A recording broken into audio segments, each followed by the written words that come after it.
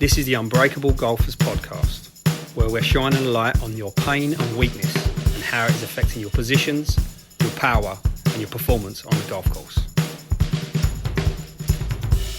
Unbreakable Golfers Daily Edition, and this is Expensive Amateur. So, a pal of mine who shall remain nameless, and the person he worked with, for obvious reasons, has paid an expert a lot of money to try and get the results that he wants. He then decided to ignore the expert's advice and do it the way he wanted to do it in the first place. When I asked him about this, it was more about time than the result. And for me, when you think about it, you go, why would you pay someone for their expert advice and then ignore it? Unless you were just after clarification. So think of it like this. I've had this before. We've all done this before. We know people that's done this. People will ask you for advice, and then because the advice is not what they want to hear, it's irrelevant to them. So whether it's the right advice or not. And we've all done this. So people, if you're not working one-to-one with someone or being able to speak to one-to-one with someone and you get all your information from Google, at some point you will make yourself right. So you could have an idea, something as crazy as the flat earth theory, and you could find enough evidence to back up that you was right, just solely based on the information that's out there.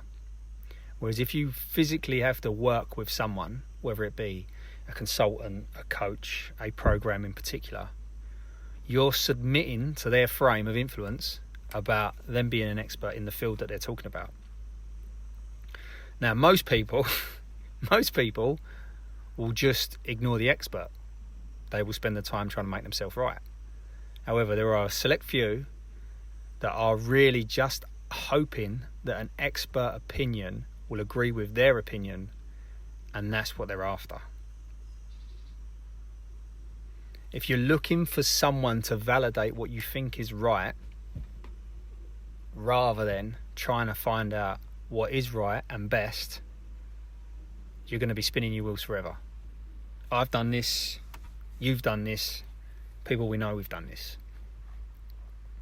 So taking this to golf, where have you shown up on the golf course with a golf pro and asked them for information about something that you have thought that's gone against what you've read before or seen before in a book, and you immediately kind of dismiss it? You kind of do it because you've paid for the lesson, but you're not really going to follow through.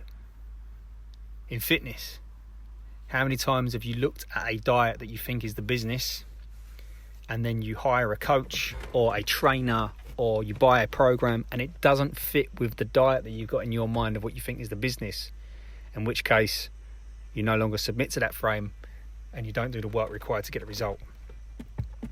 So here's a question. Where are you unwilling to be wrong about your opinions, and where is it holding you back? If you want to know more, go to unbreakablegolfers.com and look at the Unbreakable Golfers Challenge. Good luck. For more information on golf performance, by increasing your power, by getting in better positions, by working on your body and mind, go to unbreakablegolfers.com and sign up to the free asset.